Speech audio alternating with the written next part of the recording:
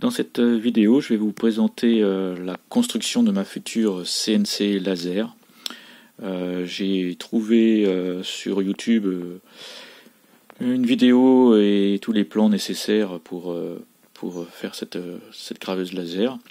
Je vous mettrai les liens dans la description. J'ai pratiquement réussi à réunir tous les éléments. Il me manque encore les moteurs pas à pas et les poulies. Sinon, j'ai fini d'imprimer toutes les pièces et je vais donc commencer l'assemblage de ma future CNC laser. Donc voilà, je commence le montage de ma CNC laser. Première chose que j'ai fait, c'est de mettre les pattes sur les profilés alu. Ensuite, je viens fixer les supports qui serviront à accueillir la tige fuitée pour pouvoir rehausser la CNC laser. Donc ça vient se fixer avec un écrou que je viens mettre ici. Puis ensuite la visserie. Alors la visserie, j'ai eu quelques soucis parce que c'est beaucoup de vis de 3 par 20, 3 par 25.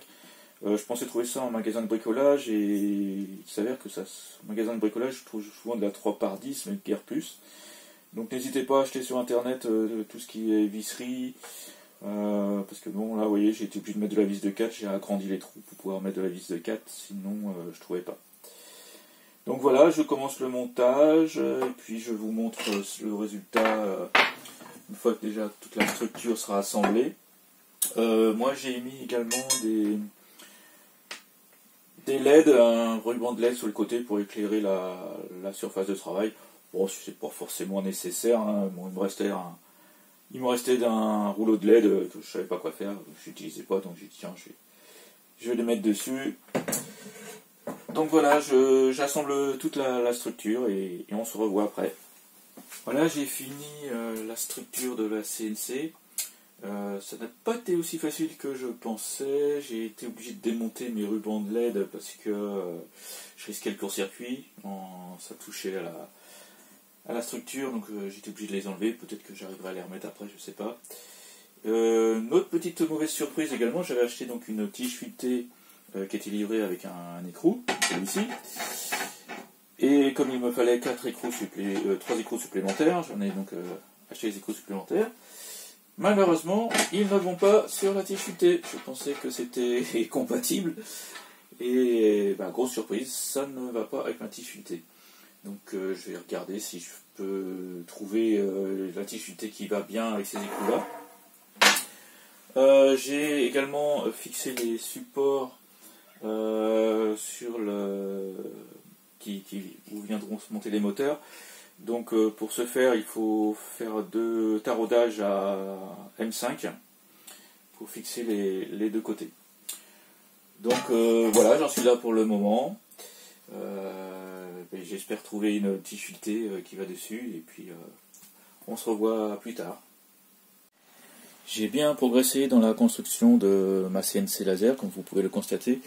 Je n'ai pas eu trop de difficultés, peut-être à part le réglage à ce niveau-là, pour que ce soit bien stable, parce qu'il n'y avait pas des trous oblongs en bas, j'étais obligé de les agrandir un peu pour bien venir serrer sur les axes. Sinon, rien de particulier. Voici donc une petite démonstration du déplacement en X et en Y. J'utilise le logiciel Laser GRBL. Donc là, je vous la fais déplacer. Donc le déplacement est assez rapide.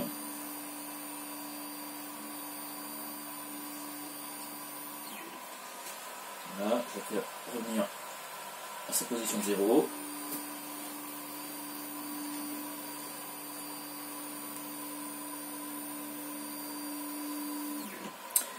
Voilà, il ne me manque plus maintenant qu'à commander le graveur, maintenant que cette partie-ci fonctionne.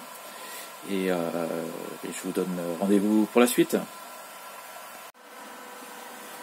J'ai enfin reçu mon laser. Ça y est, il est monté. Tout est prêt pour le premier essai. Alors, c'est parti.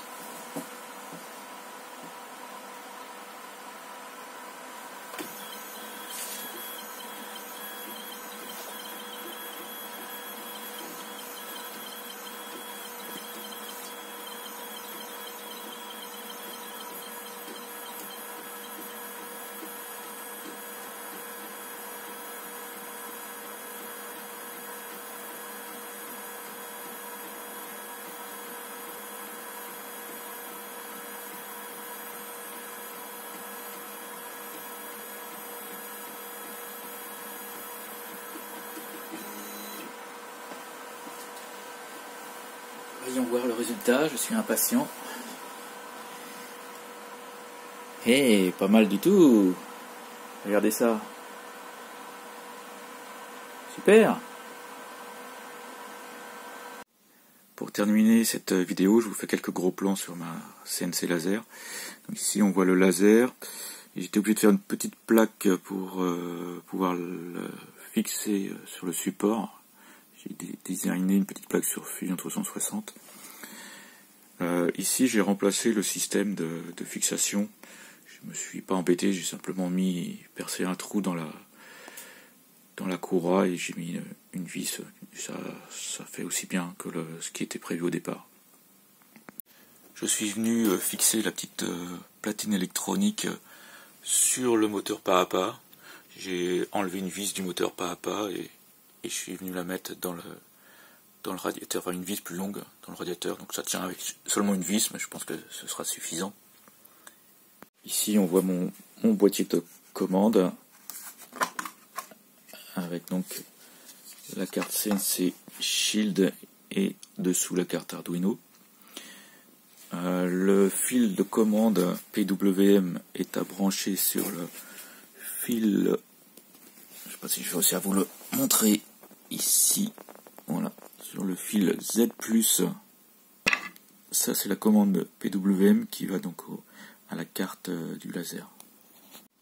Je vais continuer à tester tout ça, faire quelques essais et tester d'autres logiciels que CNC Laser. Et puis j'espère vous faire d'autres vidéos pour vous montrer mes progrès. À bientôt.